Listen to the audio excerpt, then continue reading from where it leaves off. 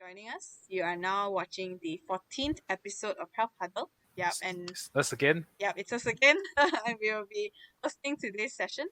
So do take part in the discussion, and if you have any questions, just leave them in the comments. So the main topic for today is, between innate versus acquired, which matters more for long-term health? So I guess I'll give a ballpark answer because it depends on which type of condition. If we say specifically in terms of genetics, there's generally I think two types. If you are if there's a condition that a mutation in the gene that causes I would say like impact in terms of that means you cannot reverse irreversible impact, then genes would override any other environmental factor. So For for example, example, if you are colorblind, of mm, course, colorblind might not be a practical example because there are people who have glasses that can sort of cure colorblind. Let's say, for example, Down syndrome. If you have like a chromosomal mutation, you are likely gonna live with that for the rest of your life. because it's And not possible to add or remove chromosomes after you're born, right? yes, so far Mhm. there's no actual technology on that, but there are research done. For example, the CRISPR and targeted gene therapy, but those are still beyond clinical use. Conditions like also cystic fibrosis are things that you're going to stick with for a long time. Mhm. But other than those conditions that are, I would say, like a disease, conditions like intelligence, IQ, um, fitness levels are, I would say, then genetics plays a contributing role, but it's not the, I would say, major role. Mhm. It plays a contributing role, but it's not like a definitive role. I see. Okay. Thanks, John, for the answer. So you Mm. may think that John has already answered the question, so we can end today's session, but no, we're gonna talk a This is little just bit. about the start. Yeah, we're going to discuss a little bit more about all the health conditions that may be influenced or caused by your genetics, but can be improved or resolved with lifestyle interventions. So, we're gonna talk a little bit more about that today. So, to start, in general, what are some of the ways, aside from the examples that you've given just now, can you give us some more examples on what are the specific areas of our health that DNA can influence? I would say in our daily life, probably the our appetite, the absorption of nutrients, different speeds, or our aptitude towards certain exercise, even come to our risk for certain diseases. Those are the things that genetic may play a part. So in these kind of situations, genes are merely risk. I'll say differentiator. It differentiates like different people with different risk levels. So people may have a stronger or higher risk of a certain condition towards certain condition because of their genes contributing, but it can be I would say the risk can be lowered by their lifestyle. So take for example allergies. So you might have the higher tendency to develop allergies towards certain items. So if you sort of know that and you prevent it, you might not acquire that allergy. Or things like diabetes, you might have a lower risk for diabetes, but you live a not a really healthy lifestyle. You still get diabetes regardless because our bodies still function in a similar way. It's just it doesn't. I would say like certain genes doesn't provide protective effects. Um, we cannot say like, if you are low risk, then I'm not gonna get it. It doesn't work that way. I see. So, on the topic of allergies, okay, I think the more commonly known allergies are food allergies. Yep. So, let's say this individual is lactose intolerant. Is it possible for this person to kind of cure this condition? Yeah, I think foods are chemicals that works in our body. So lactose intolerance, coffee, alcohol, they are chemicals that we can build tolerance to. So meaning to say that if you continuously expose your body to that chemical, your body get used to it. So that's why in terms of lactose intolerance, if you slowly adapt your body into lactose, like uh, ingesting lactose, your body will get used to it. Um, that means you get less sensitive. It's not that don't get sensitive, but you get less sensitive. In terms of Mm-hmm. coffee as well, if you are a coffee sensitive person, that means you are sensitive towards caffeine sensitive. But then you are a coffee lover. You drink a lot of coffee. Um, uh, when time goes by, your body get used to it. Your body get used to the caffeine inside the body, and the effect of the sensitivity will be lowered. We call it the desensitization. Yeah. I see. So it's definitely possible to cure over long periods of time, lah. I wouldn't say cure, but you get adapted to it. Adapted. Mm, Okay. Well, just a heads up to anyone, who has food allergies and you're thinking, oh, does that mean if I keep mm, eating this thing, I won't be allergic anymore? I would say definitely go and consult your doctor first. yep, yep. Because some people may have really big, very bad reactions, Mm, especially like peanut allergies, things like that. yep. So definitely consult a doctor first and always have what's that? They have medicine for allergies, right? Yeah, they have medicine for allergies to prevent. So Mm, on this topic, in terms of allergies, we let's say if you want to sort of desensitize yourself, do not do it on your own. Do it with the mm, supervision of a doctor, because usually it will be a tapered dose. But I mean, it's not advisable to if you know you have allergies to peanut and you keep eat peanut and you keep having that allergy. Sometimes the allergic response may get worsened. We might not mm, know. Yeah, Do it under supervision. I think yeah, that's and the main point. Yeah. yeah, Okay. so that if anything you faint or something, or you get into shock, someone Mm-hmm. someone can still save you. Yeah, yeah. Don't Yeah, put your life at risk just so that you can eat more cheese, for example. exactly, Yeah. exactly. Okay. So let's talk about something more fitness or lifestyle related. So, in terms of, let's say, our metabolism, Mm. this is genetics, right? It's kind of how you are when you were born.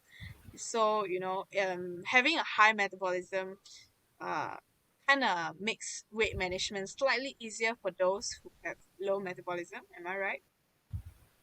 Mm, whether depending on what's your goal, if you Okay, want to gain weight so or you want to lose weight, let's say in generally speaking, people who have high metabolism, they can kind of just eat more without worrying uh them gaining weight as much as compared to people who have lower metabolism. Then yes, if that's the case, then yes. So something like, when we are young, our metabolism level is generally also higher, because of our growth hormones.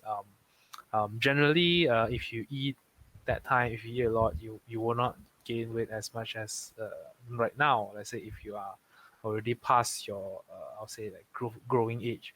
So Mm-hmm. similarly, people with genetically higher basal metabolism rate would technically have less, how say, weight gain issue. Mm-hmm. But it also depends on age. Like I said, genetics is not superior in this sense. And in terms of research, we can't measure the magnitude. Some people might be very, like their basal metabolism rate might be very high because of genetics. But we don't know what's the ratio contributed from the genetics. That's why it's not something that we can say for sure. If you have this, then if you have this gene, this much of extra 20% of metabolism you'll get. So it's not like I would say that in games, it's not like an aura or something. It's probably just like a class of it. Yeah, we don't know how much is it. So Sometimes it may be just like 5%. We don't know. I see. So even if let's say I have low metabolism, for example, can I actually improve my metabolism rate through other, lifestyle intervention? Yep, definitely. So, in terms of basal metabolism rate, it's more like a car. Like we are an engine. It's like how much fuel you need to maintain your body. I'll say working. So if you want to increase your basal metabolism rate, generally is you work your body more, like exercise regularly or build muscles, or those kind of activities would help increase the basal metabolic rate. See, okay. So I guess, don't blame me on your genes. Not entirely. Yeah, not Yeah. entirely on your genes. You need to work hard for that body also. Yeah. Yep. Yep. So, since you talked about fitness just now, on fitness levels, what are some perspectives of fitness that is influenced heavily by our genes? One part is on muscle fatigues. Definitely, it has a genetic component. Means how tired you're gonna be after an exercise. That relates to our lactate transport, like how we eliminate lactate in our body. Second is on injury. Some people are more injury prone. Um, so in a lot of athletes as well, some people can be very durable. Means they can play a particular sports for quite a long time. So for example, like Dato' Lee Chong Wei barely take a rest. Barely get injured. Some people might easily get injured because of a lot of movements. So injury risk can also plays a role. I mean, genetic also plays a role in injury risk. I think thirdly is on the VO2 max, like exercise capacity, our aerobic capacity. It has a genetic component inside there as well. So it's like how well our body uses oxygen, Mm. because it's a process. We utilize oxygen for energy. How well is your engine is also predetermined in the system because of your genes. Basically, you are picking maybe your 1.3 or versus like a 1.8 sort of car, 1003cc and 1008cc. Sometimes it's slightly different. There are differences, but it's not in the sense that you cannot train to acquire a bigger, bigger performance, a better performance. Mm. Just like how, if let's say this car is 1.3, but you have turbo, Yeah, maybe you you can can put a go turbo. faster. Yeah, or you put a better wheel to it, or you just upgrade the Mm. engine. I mean, you can do a lot of things. You can do a lot of things to improve it. So I guess this is good news, for people Mhm. who think that they are not born to be very athletic. It's definitely something that can be improved with, proper training, Yep, yep. and of course uh doing the right warm up and cool down and taking good care of your body. You know, yeah, genetics does not Definitely determine. more work needs to be put in place, because Mm-hmm. some people might be born with a like a better engine. Mm-hmm. We cannot complain about that, because some people might be like in terms of intelligence, some people might be built in with a better CPU. Some people process things faster, some people do calculation faster. Mm-hmm. Some people has an easier route towards their goals. They have that's what we call talents. We have different talents. People with talents of a particular I think segment has an advantage. That's nonetheless, that is true, but it doesn't deny the possibility of people without the talent to work on the things that they want. I think it's like the story of the tortoise and the rabbit, Yep. where if you work hard enough, you might not lose to the rabbit, Yep. So I think that's something that we need to put in mind, that genetics are not superior. So since we were on the topic of intelligence, Hmm. So, of course, IQ is kind of predetermined, right? Yeah. But is it possible for it to be improved? If you do, for example, memory training, or if you keep doing IQ quizzes, would that actually help? This comes back to how we measure IQ. I mean, IQ is an invention of human, so we invent a tool to measure a particular intelligence. So there's always a way to beat the system. If you find a way how they calculate IQ, you probably can train yourself into improving your score. But fundamentally, I think some people are born with, I would say, like a CPU. That means they think faster, they analyze things faster. Some people generally, I would say, have a slower analytical skills. It's not to say they cannot understand. So, the speed, like for example, like in terms of computer, if you have 8 gig RAM. yeah, like I would say like speed like 1.8 gigahertz or 2.3 gigahertz, 2.5 gigahertz, the clock speed. Mhm. If you do certain performance, for example, like browsing. So if you have a very good computer with a very good spec, you probably browse faster.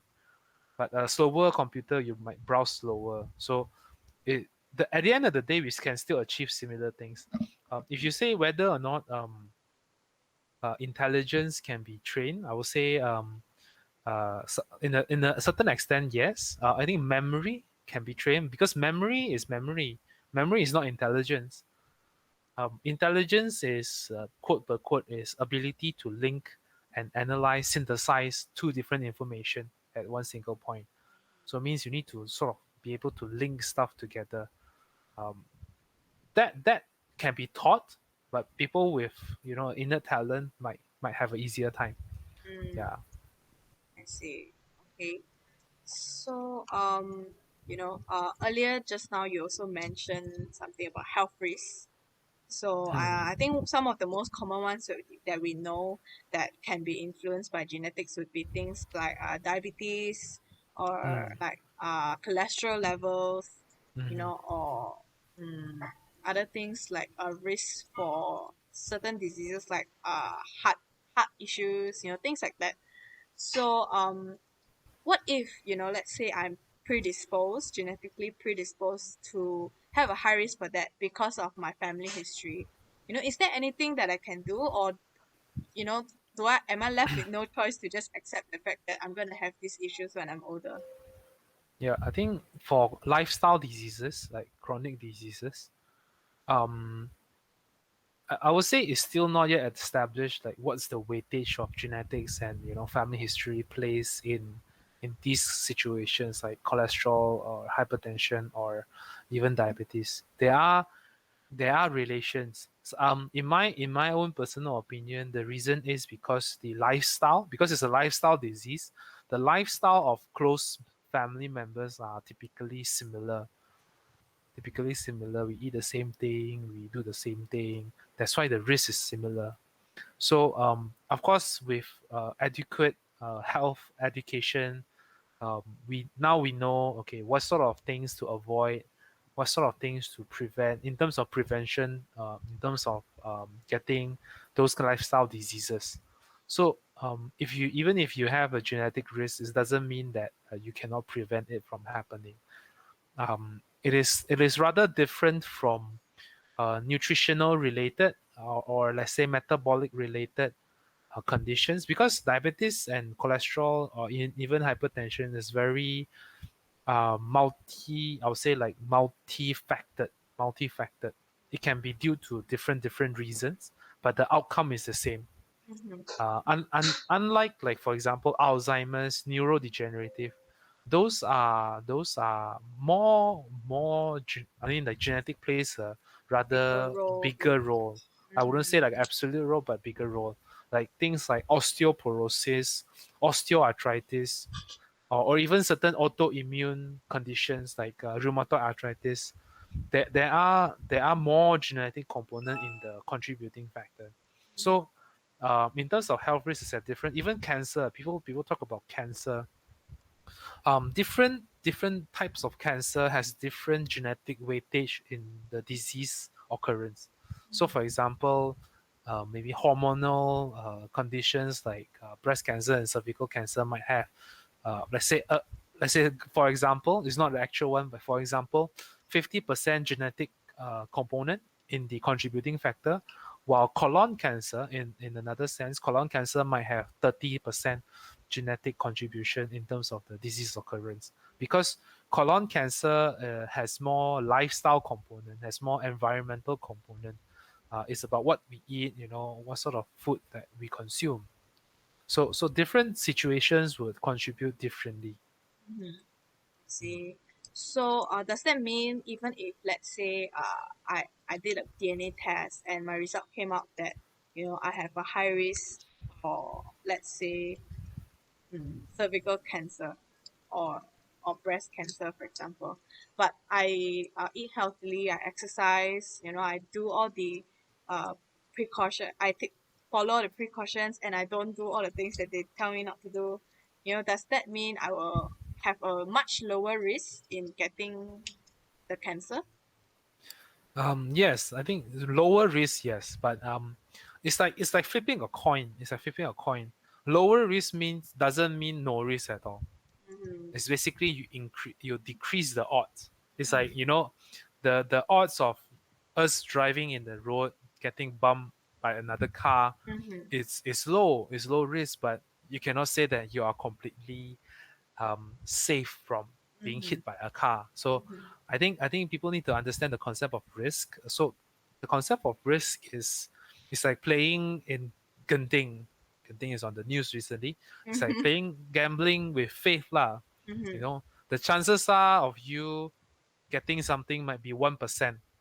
But out of so many occurrences, you might really be that 1%. Sometimes we do not know. Mm. So some people might think that, oh, since it's anyways it's not like 100%. So why do I want to know whether I have that risk or not? Like what's the point of doing a DNA test? And what will you tell these people? That's a very good question. It's like today you might have something. Okay, it's like um, I would say, like, if you don't want to know, it's a simple ignorance. Similar to people go for annual health check lah. It's like, Mm-hmm. okay, if you don't check, you probably don't have any issues. So Mm-hmm. if you go and check, you really know. So it's about assumptions and facts.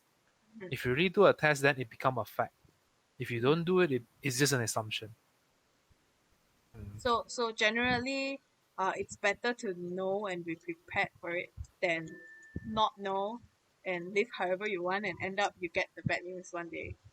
Yeah, I think it's how people see how life goes on. So we might have a different value perspective than a lot of people. But in my opinion, is if I know I have a risk of, let's say, getting bald, for example, I would be very much concerned of my hairline.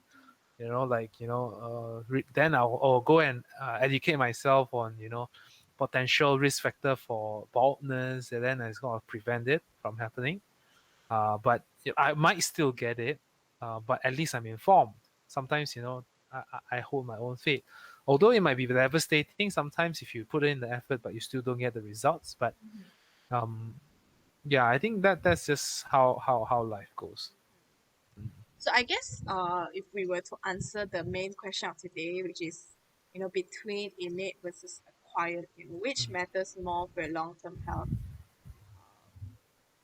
Generally speaking, uh, would you agree that of course, genetic disorders aside, in just other general healthcare, would you say that the acquired part, which is your lifestyle, what you eat, what you do, how much you sleep, would you say that that matters more than genetics on a general Um, sense? so on a general sense, yes, I would say that matters more because um, I would say like this. So I will give a metaphor. 50% of our life is destined. Like I would say, if people believe in God, God planned the 50% in our genes. Another 50% is up to your will. That's why God gave us free will. So I think the part that we can decide, it matters. So on whatever decision that we make, because of our free will, because of our decisions, that matters. Because we cannot influence things that be beyond our control. So that's why I will say um, the things that we can control, the environmental factors, the acquired risk factors would matter more because it's within our control. It's a conscious decision. So I don't think we have any comments or questions from the audience, right?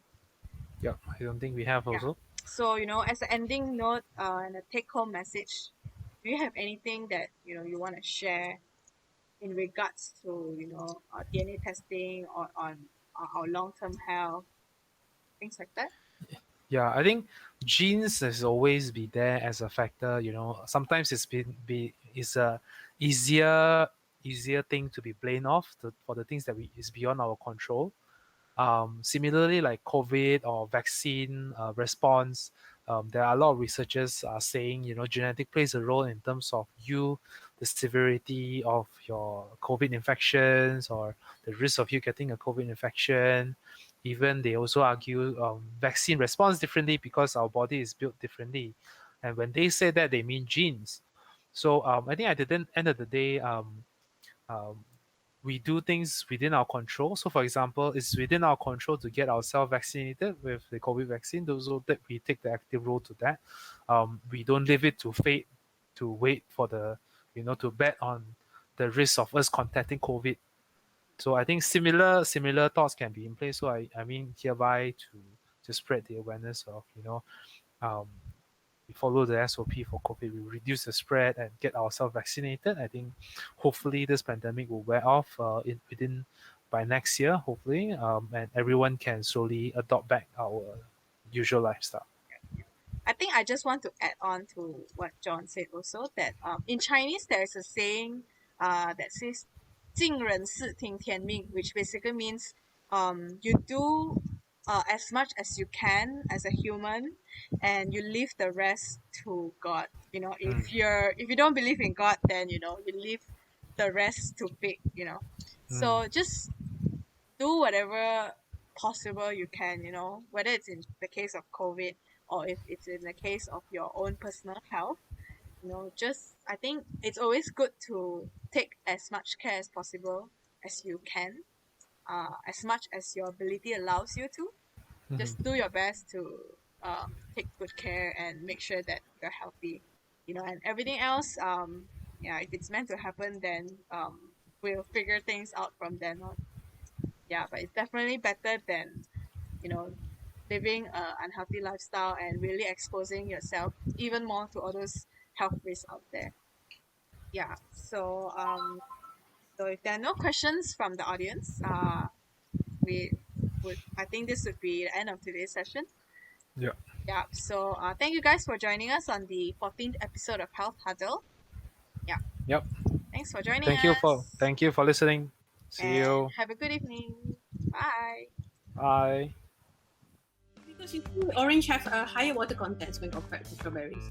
So you know that this DNA resides in the cells. So the more intact cell it is, the more DNA it will be. That would be the basic concept.